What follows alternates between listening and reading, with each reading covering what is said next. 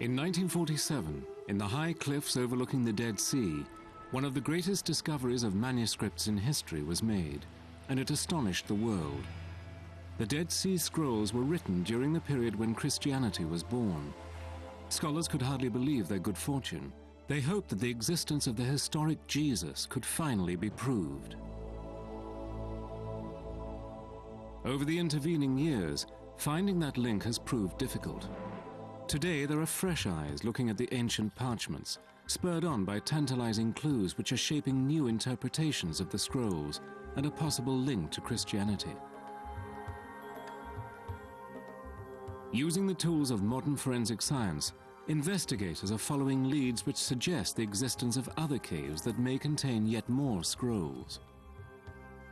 Some scholars are reinvestigating the scrolls themselves, using computers and infrared rays to find words that couldn't be identified before. Can the Dead Sea Scrolls still reveal the secrets of Christianity? We might be close to finding out.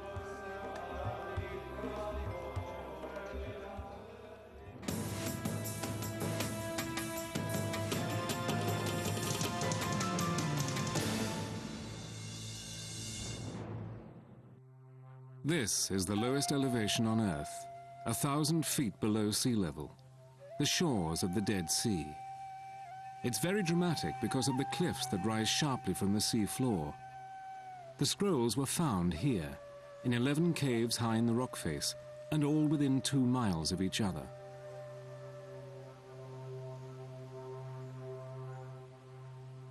This is the 4th cave discovered, and there's an expedition underway here, led by this man, Hebrew scholar Robert Eisenman. They're using the latest ground-penetrating radar equipment, looking for caves that might have been missed. Potential is like earth-shattering, if you like. Culturally, historically, if we could find a cave, which is an artificially hollowed-out cave, if they had an overflow of manuscripts or documents, they would have hollowed out a second one or a third one. Maybe we can't see the entrance, so the potential is unimaginable. Eisenman's enthusiasm is typical of the passion the scrolls inspire.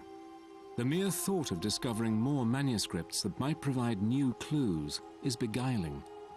This has been true ever since the first discovery in this, one of the most barren places on Earth. This is the wilderness where Jesus walked, as described to us by the Gospel writers, where John the Baptist spoke of a voice crying in the wilderness, and where shepherds still seek sparse tufts of grass among the bare rocks. In 1947, a Bedouin shepherd, known as Mohammed the Wolf, was searching for a lost goat. He threw a rock into this cave, now called Cave Number 1. It sounded as if the rock had hit something like pottery, something man-made. Inside he found 10 earthenware jars. In one of them were several bundles, wrapped in decaying linen and coated in black wax. At their camp, the shepherds unrolled a long strip of leather with strange and curious writing on it. The Bedouin knew the object was old, but didn't know how old. Some of the jars they used to carry water. Rumor has it that some scrolls were buried and later disappeared. The Bedouin attempted to sell some of their finds, perhaps 3 parchments or maybe as many as 8, in the local marketplace to a sheikh who passed them on to a contact in Jerusalem. In Jerusalem's huge bazaar, it's often hard to tell old from new, and that was the problem in 1947. No one knew the scrolls' value, or even if they were genuine. The first buyer was a Christian shopkeeper and dealer in curios called Kando. He didn't know what he had, but was intrigued. He paid the Bedouin a small sum of money and asked them to bring more. Who could imagine these dirty, tattered lumps represented the greatest manuscript find in history? Who could know they would provide a 2,000-year-old window into the minds of Jews wrestling with religious ideas that were fermenting in these very same Jerusalem streets? The discoveries in 1947 were easily achieved.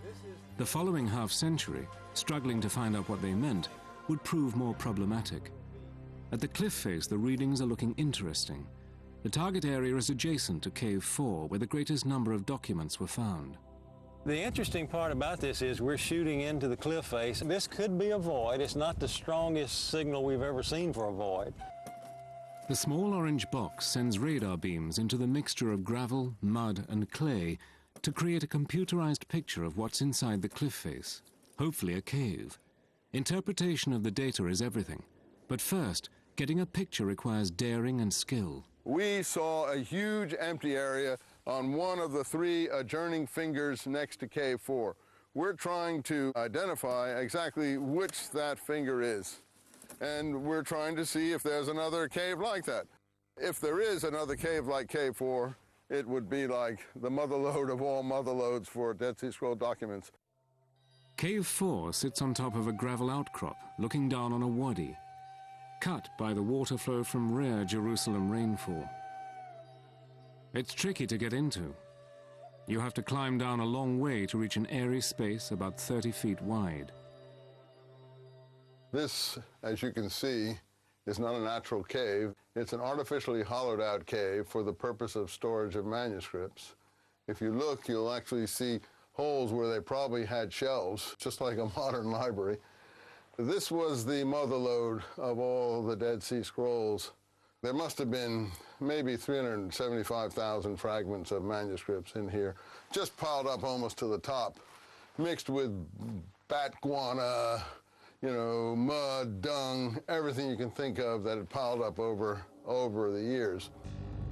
Cave 4's original discovery team offered to pay the Bedouin 30 piastres for every square centimeter of manuscript they found. This was a most inappropriate incentive. They consequently ripped large manuscripts into small pieces so they would be paid for each. But was this cave a library or a hastily constructed hiding place? James Vanderkam of Notre Dame University is part of the team that now studies the scrolls. It's a large enough cave, and reading could have been done in it, and it's a comfortable place in which to do something like that in that climate. It's also the closest place to the buildings, and when the buildings were being attacked, or just before that, it's possible that manuscripts were deposited there or tossed there in haste for protection. The interesting things are the never-before texts. We call those sectarian texts or non-biblical texts. So we have 600 some odd of those, and that's where the exciting drama of interpreting what the scrolls mean came into play. So this is Cave 4, the granddaddy of them all. We know what the biblical texts contained because they were copies of extant books of the Old Testament. But the sectarian texts were brand new and amounted to background information on the conditions in Judea that obtained during the first years of Christianity. The first readings hinted at great revelations. That sense of excitement was reflected in the first newsreels about the discovery. As exciting to man's imagination as outer space has been the recent discovery here in the Holy Land of ancient scrolls tightly rolled up and stored in caves along the shores of the Dead Sea. Scholars are still carefully studying their rich story of a religious community 2,000 years ago whose ideas seem to be the forerunners of Christianity. But the Dead Sea Scrolls are very old, with many parts missing, and must be treated with great care to preserve them and then studied with all the resources of the human mind.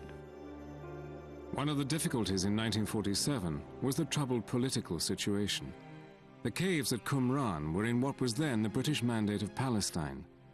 On the 29th of November, while the documents traveled the back streets of Jerusalem in search of someone who knew their value, a UN resolution divided Palestine into Arab and Jewish states. Britain withdrew, and war broke out. Almost lost in the news of the fighting was an announcement by the epigrapher W.F. Albright in Baltimore that put the scrolls into the full light of day. He said they were from the time of the Maccabees, Herod, and therefore Jesus. It was the 12th of April, 1948. The continued fighting in Israel did not make study of the scrolls easy, but as their immense value began to be realized, the cliffs around the first cave were searched for more. Although Cave 4 yielded the greatest treasures, 11 caves discovered over 10 years contained scrolls, which meant lots of fragments were floating through the antiquities black market. Before they could put the puzzle together, the scholars had to assemble as many of the pieces as possible. In 1954, a Syrian Christian archbishop, Athanasius Samuel, placed an advert in a Wall Street Journal offering 4 scrolls for sale. The State of Israel purchased them anonymously for $250,000. Israel immediately started to plan the Shrine of the Book to house the Dead Sea Scrolls. They became part of the identity of the newly independent nation.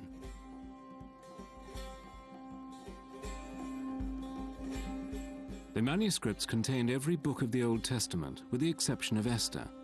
It was a magnificent treasure, older even than the Bible as we know it today. If the history of Judaism was embedded in the texts, were also the seeds of Christianity. From the first discovery, everyone knew that a treasure almost as important as the scrolls themselves would be the finding of one single word in the texts. The word was Jesus. That search for his name would continue for more than 50 years.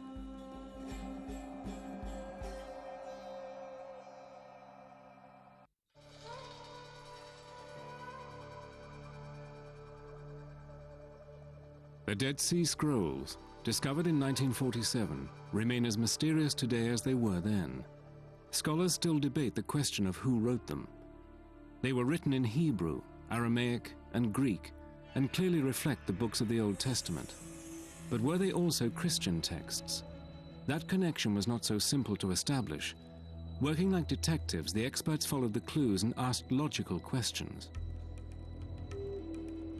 The caves are located close to the site of an ancient community on the shore of the Dead Sea called Qumran. Cave number 4 is within shouting distance. Today, the ruins of Qumran silently bake in the sun, but for archaeologists, the stones speak volumes. A radical Jewish group called the Essenes are thought to have lived here. The Jewish historian Josephus noted that the Essenes formed one of 3 major Jewish groups of the time, together with the Pharisees and the Sadducees. I think you could call them radical. They did regard themselves as preserving the correct way of life, an older way of life. They believed that they were the ones who correctly interpreted the law of Moses and did so with great care and exactness, and then they attempted to live up to their interpretations of that law. It was a strict life, in total obedience to the law of Moses. The Essenes believed in ritual bathing for purification, which called for total immersion in water 3 to 7 times a day. This was easier said than done, as they lived in the heart of the desert. So they built an elaborate water system that ran for 20 miles from Jerusalem, channeling the rainwater draining from the hillsides. The water then poured over the cliffs into small aqueducts that flowed into cisterns for domestic use and ritual baths. What you see before you is a typical immersion pool. It's a quasi-cistern, but you see it has steps. Steps not only for cleansing, but also steps for people to go down in it and immerse themselves in a ritual purification manner. And if you look at the documents, particularly the community rule, you'll see that this was something that was required of the community members on a daily basis. Essenes were members of an all-male religious sect, rather like a monastic order. They gave all their possessions to the community and lived, according to Pliny, with only palm trees for company. Archaeologists have found some possible evidence of a scriptorium, where scribes may have copied the writings of the Old Testament. But there were also other texts and other ideas in the scrolls. Many are texts that are poetic, like the Psalms, but express the views of this group. A number of them deal with the future, talking about messiahs, the final war, and things like that. One scholar believes the variety of writings within the scrolls indicates that they didn't necessarily originate in Qumran, but were taken there for protection during an attack by the Romans. Here's Norman Golb at the University of Chicago. Now, if we look carefully at the places where they were found, we see they're all positioned in or near wadis, riverbeds, which lead out of Jerusalem. The significant aspect of the history of the Jews of Jerusalem at this time, they were forced to take their scrolls out of the city. They took the secret passages, which Josephus talks about in his Jewish Wars, and hid them in caves and cisterns and so on throughout that territory near the Dead Sea. hoping that the terror would pass and they would pick them up and bring them all back to Jerusalem. I think it's likely that a number of manuscripts were brought to Qumran from elsewhere. We wouldn't know what those other places were because we don't have any indication in the texts. I don't think it's very likely that they were all brought there from elsewhere or from, let's say, a single national library, if there was one, in Jerusalem and brought to that site. We cannot make a major case for Essenes. They were just one small group. Josephus says no more than 4,000 in all of Palestine. And they were a small part of a very large number of Jewish inhabitants of the city. Although Golb's position is respected, many scholars continue to identify the conservative Jewish writings in the Dead Sea Scrolls with the Essenes, who they believe lived in Qumran.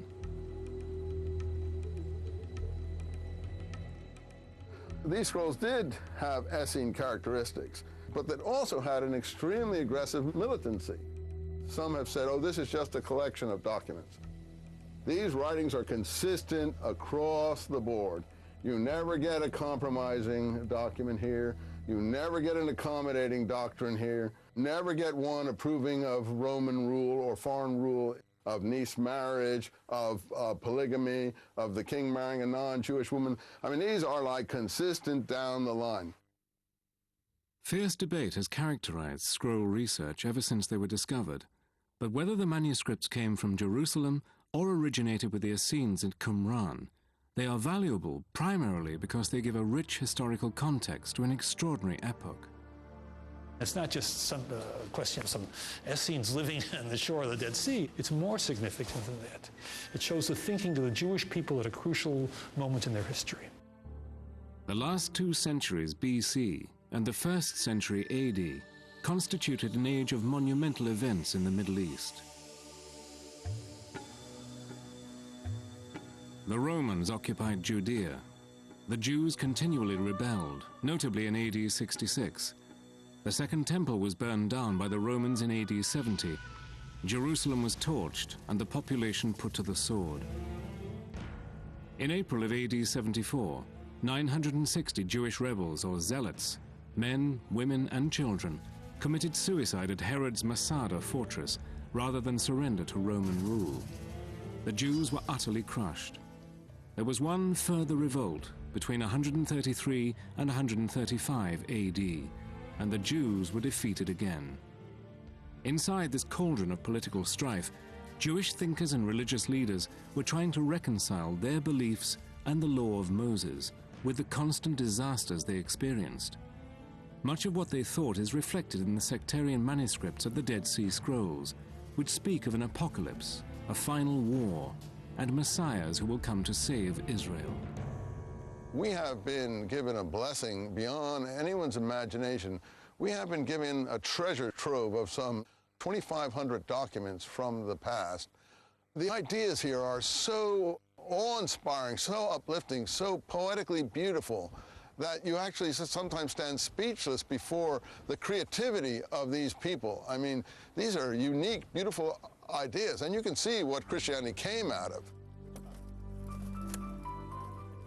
The passion engendered by the scrolls explains why the search for new caves in the vicinity of Qumran goes on, and why the research inside the words themselves also mesmerizes linguists and historians, and those of both Christian and Jewish faiths.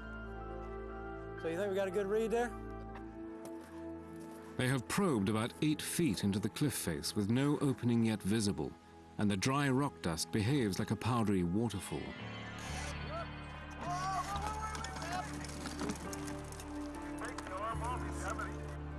The ground-penetrating radar machine has slipped into a fissure, and they'll have to prise it loose.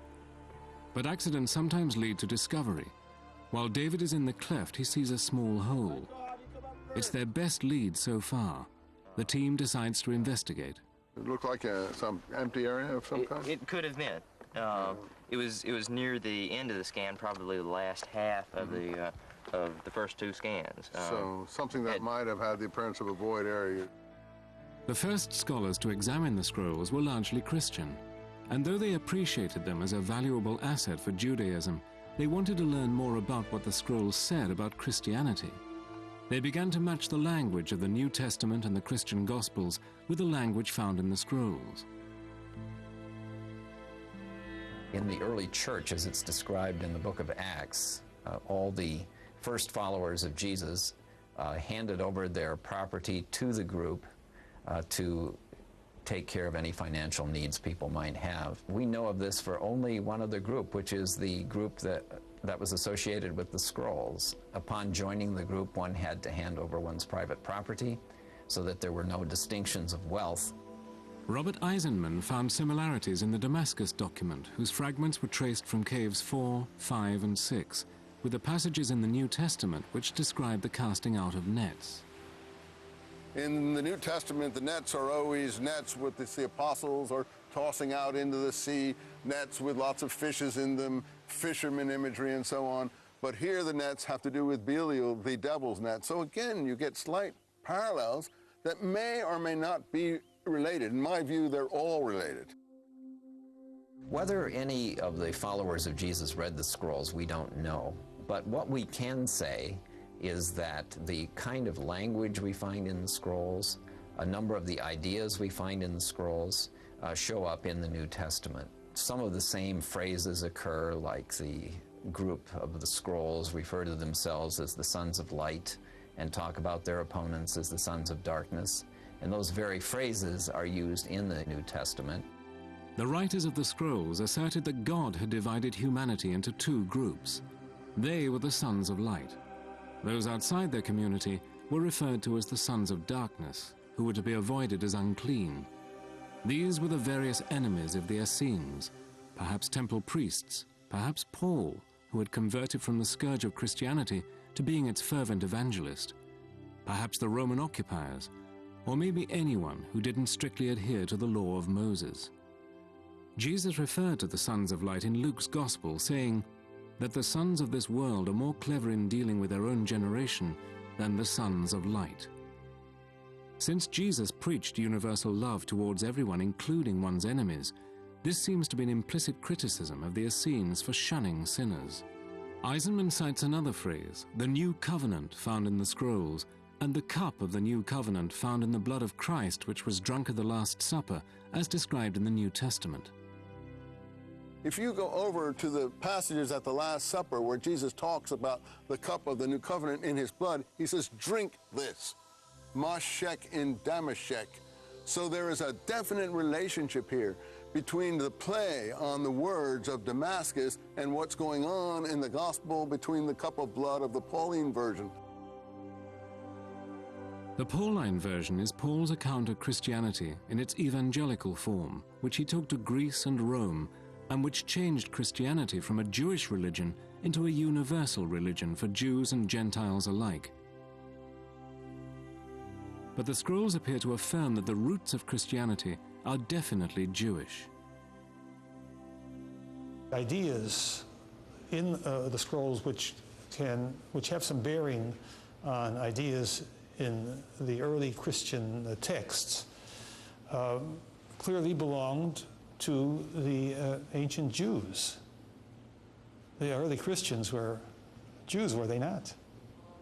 And they certainly imbibed the culture, including the literary culture, and the thinking of the people amongst whom they lived and with whom they mingled.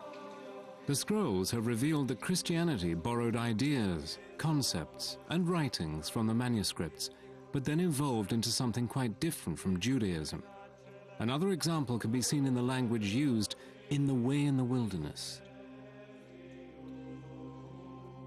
Both groups adopted the prophecy of Isaiah. In the wilderness, prepare the way of the Lord. Make straight in the desert a highway for our God. In the scrolls, that passage is applied to the community to explain why they were where they were out in the Judean wilderness, leading us to think that they went there to await the arrival of God. In the New Testament, of course, it is applied to John the Baptist in all four of the Gospels, explaining that he was the voice of one crying in the wilderness, prepare the way of the Lord. Eisenman makes a stronger case than others for a link between the scrolls and Christianity. And I think anyone who reads this document will see that the points of Christianity are here one after the other. Baptism, immersion in rivers, purification of the body, Holy Spirit baptism of the soul, cleansing of the soul before that, making a way in the wilderness, but the way it has to do with the laws commanded by Moses. The language was similar, but the context changed as Christianity evolved. I think that's a helpful way of viewing the early church. They were a Jewish group. It changed later on, of course, but because they were Jewish, they knew these sorts of traditions. They knew the similar language and used it as they attempted to express their own theology. Almost all the ideas of John the Baptist are in this document. I don't say John the Baptist wrote this, but he is certainly preaching things that are almost virtually parallel, and so I have to date this by internal evidence, early 1st century, not 2nd century BC. Christians believe John the Baptist preached the coming of Jesus as the Messiah, but the scrolls allude to a Messiah in a wholly different way. It's called the War of the Sons of Light against the Sons of Darkness. And it all outlines a whole general apocalyptic battle plan of a messianic, apocalyptic, quasi-monastic, at least certainly fairly celibate in terms of observing purity regulations while on a holy war situation. And it outlines how this war was going to be fought by a community clearly of holy warriors, completely dedicated, lifelong Nazarites, it seems, people who were abstaining from various foods and basic sexual activities, impure relations of different kinds, how they were going to form together in a holy army and invite the heavenly host, led by the Messiah, to come down and fight with them in this final apocalyptic war against all evil on the earth. Some Bible scholars interpret such language as a visionary prediction of mankind's future, but most scroll scholars believe it was more an actual description of current events and describes the Jews fighting an occupying army, the Romans, and the way in which they could reconcile the turmoil they faced with their view of God. The scroll's Messiah text makes no mention of Jesus, but perhaps it lays the groundwork. In the case of the Qumran scrolls, we have evidence that they expected two messiahs to come. One who would be a descendant of David and one who would be a priest. In the New Testament, of course, Jesus is the Messiah, descended from David, as the gospel genealogies indicate to us. But he also has priestly aspects, especially in the book of Hebrews. The Gospels were written down after the Jewish revolt of AD 66 and firmly hailed Jesus as the Messiah. The Dead Sea Scrolls were referring to something different. It shows how they struggled, and there's something in that struggle for all of us to take with us. A struggle of a people looking for a just way, a right way in life, a good way. It's not so easy. And one has to struggle for his ideals. And you find that struggle. While the ground-penetrating radar searches for new caves which might hold more Dead Sea Scrolls, other modern tools are being used to penetrate the secrets inside the scrolls. The first task is always to preserve the evidence. The scribes wrote on sheep or goat skin called parchment, and also paper made of papyrus fiber. Some archaeologists believe Qumran housed a scriptorium where scribes worked at long tables copying the manuscripts. Although some of the 2,000-year-old manuscripts are in remarkably good condition, there are thousands of other fragments which are not. Deep in the basement offices of the Israel Museum, 3 scientists work like neurosurgeons to save them. One task is to correct the mistakes of early editors who joined the fragments together with ordinary adhesive tape. The glue now has to be removed from the delicate fragments without damaging them further. We don't use such materials now, so it should be removed. But before this, I have to make a temporary done reinforcement from the right-hand side. The parchment still holds its strength, as it has for 2 millennia. But the plant fibers of the papyrus are beginning to deteriorate. In order to read what has been written on them, they must first be restored. Papyrus is done from some layers of plant, and now these layers are separated. And I should to glue these layers together. These women have been working here for many years. Restoration has been continuous since the manuscripts were first discovered. If the first goal is to be able to see what's written on them, the next step is to interpret what they mean. That requires solving the world's biggest jigsaw puzzle. So this is the test for Kilamuva. Remember, there was like a scorch mark in the stone. Bruce Zuckerman is an associate professor at the University of Southern California. His team has developed computer software to elucidate pieces of almost illegible text. A lot of times, in Dead Sea Scrolls, as in other ancient inscriptions, whole issues of history and of religion and of you name it can turn on the proper reading of a single letter. So if you read that letter well, you can change history. Professor Zuckerman often finds himself shadowing the hand of an ancient writer. In one text, he found a gap where the scribe had erased some letters and left it blank. It was from the book of Job. Clearly someone came in, scribe at some point, and he erased the text. You can see little traces of it left, but he erased it. He may have copied something twice. After all, this is a document he's not making up. He's copying it from an original.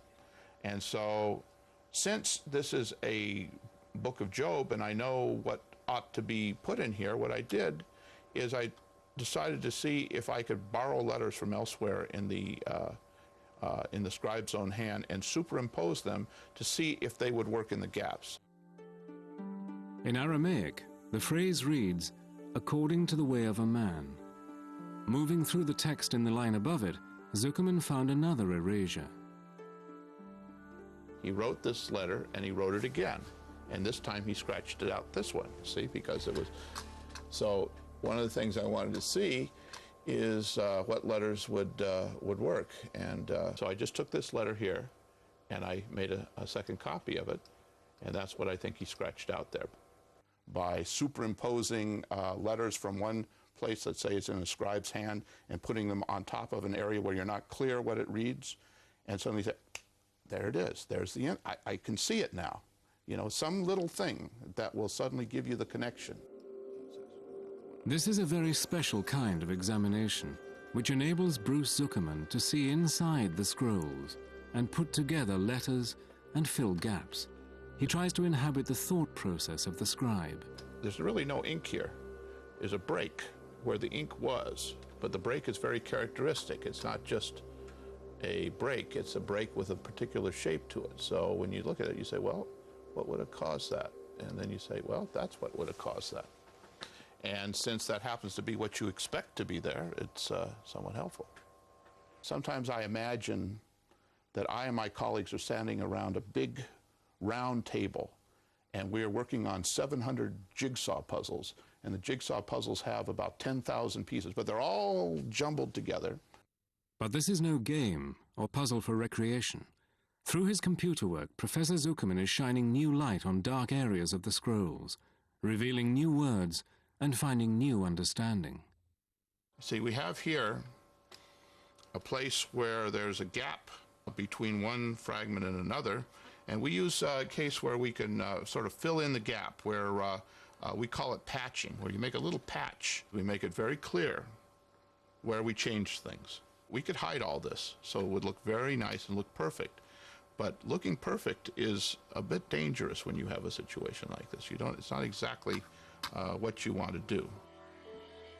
Infrared examination is used to identify forged paintings, and sometimes to see when artists have changed their minds or painted over a mistake.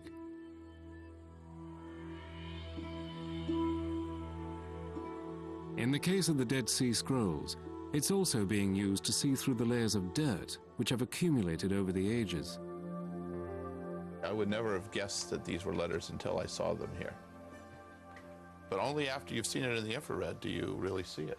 Looking at two sets of writing, one on top of the other, see? And that's actually because I'm looking from one surface of the skin to the back of the other surface of the skin. But in infrared, you can look right through like it was X-ray. One of the scrolls, found in Cave 3 in 1952, is made of copper. It is unique.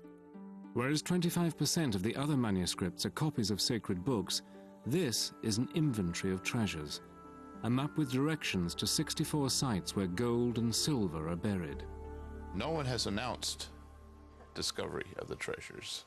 The treasures are in 60 different places. What you'll find there is another copy of this document with its interpretation.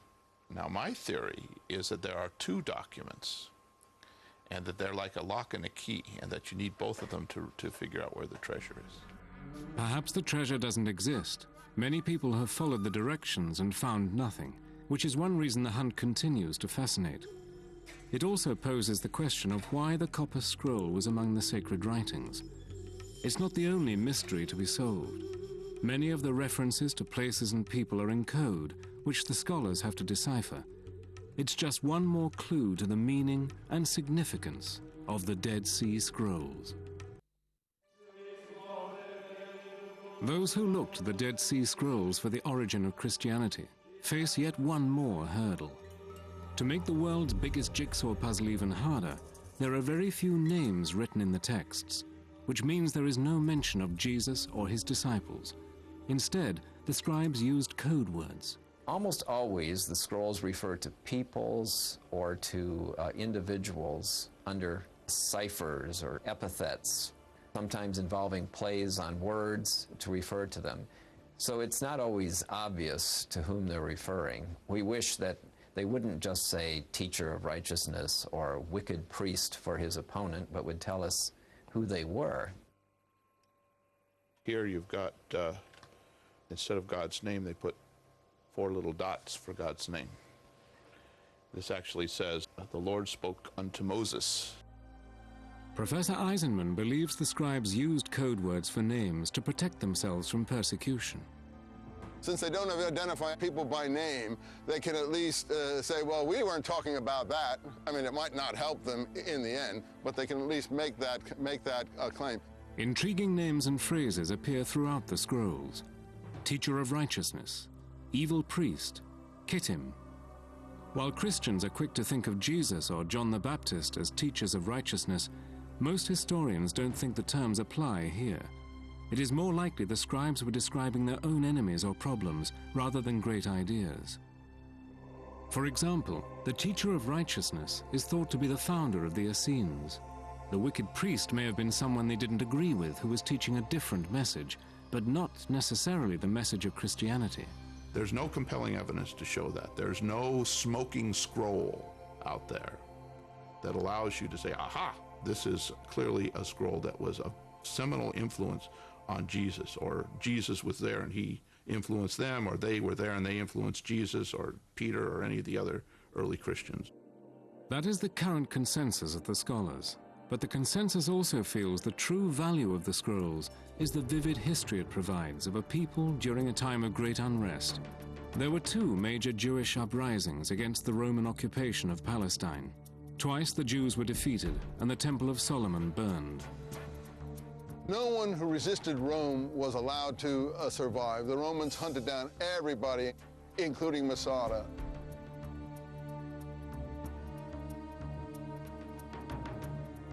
Masada is symbolic of what happened to those who resisted Rome. A small group of about 1,000 Jewish zealots held off the Roman army for a whole year, and then committed mass suicide rather than be enslaved.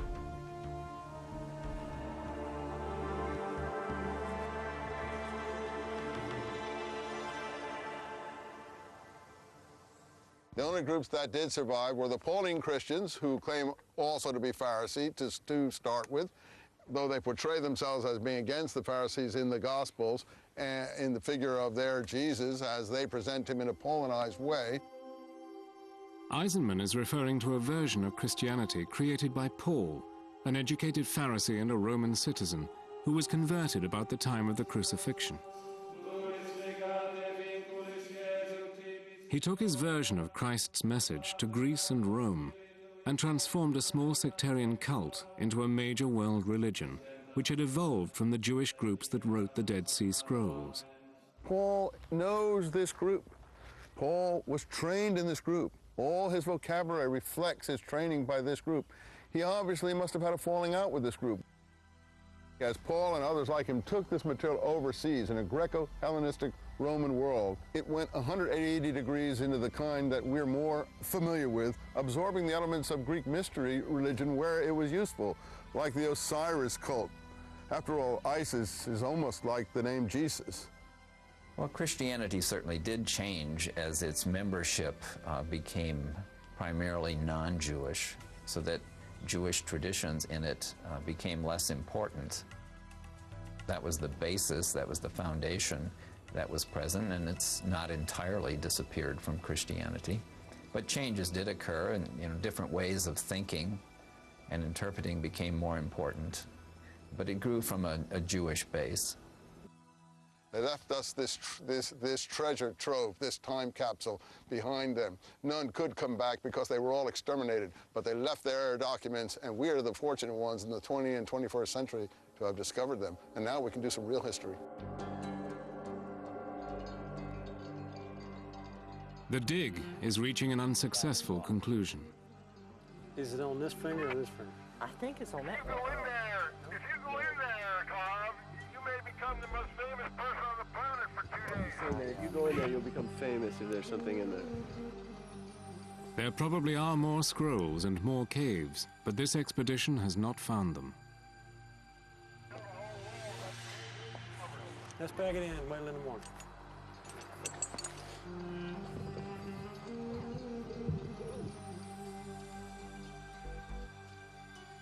It's like sort of playing blind man's bluff because we don't know if we're too low or too high, and the chipping away is so difficult that we can't ask the workmen to do any more than they're doing.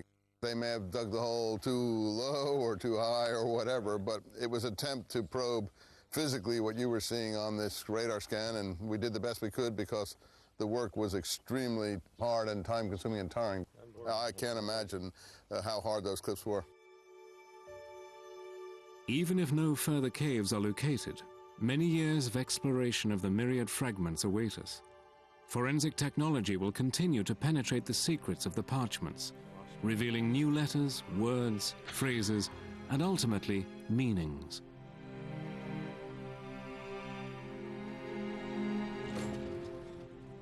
Driving it all is the passion of the historians to find the origins of a religion.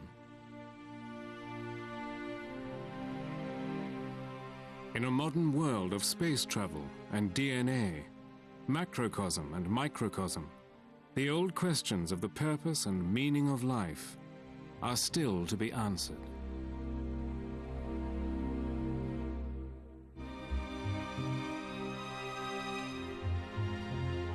In just a moment here on the History Channel, the Deep Sea detectives dive into a mission to discover what caused 2 trains to go off the rails in New Jersey.